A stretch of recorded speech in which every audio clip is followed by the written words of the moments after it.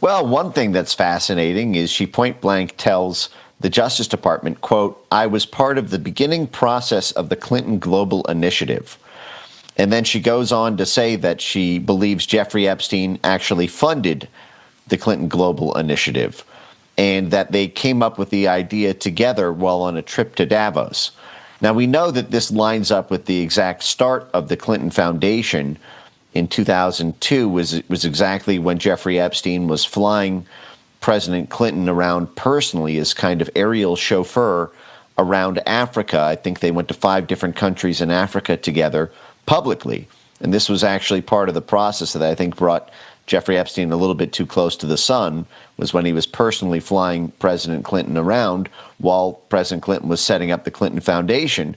And we know that what the Clinton Foundation was doing was essentially pay to play while Hillary Clinton was making her rise in New York Senate politics and then into the Secretary of State, and while they had all this clout and connections and pull within the Democrat Party, that they could essentially sell U.S. foreign policy to foreign donors and to big corporations so that they could essentially, instead of doing things in the national interest, have the State Department, the Defense Department, the CIA, USAID, essentially twist the governance and policies of foreign countries using the battering ram of the American diplomacy and war and trade machine in order to profit the people who personally paid the Clintons for those favors. And so this is totally in line with what I think is the most persuasive theory of the case on Epstein, which is that he was a money bundler.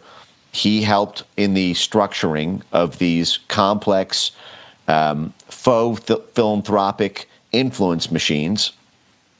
He was a deal maker, and it looks like he was part of the deal making that went into the origins of the Clinton Foundation, which we're now learning as well. The Justice Department shut down the FBI investigation into 3 different FBI investigations into the Clinton Foundation were shut down, and the IRS investigation was shut down, we're told now, because the IRS claimed they did not have enough resources to investigate the Clinton Foundation. Evidently, the fraud there was so massive, the IRS's defense to get out of political cronyism is that I guess the fraud was too big to jail. They simply couldn't take it on.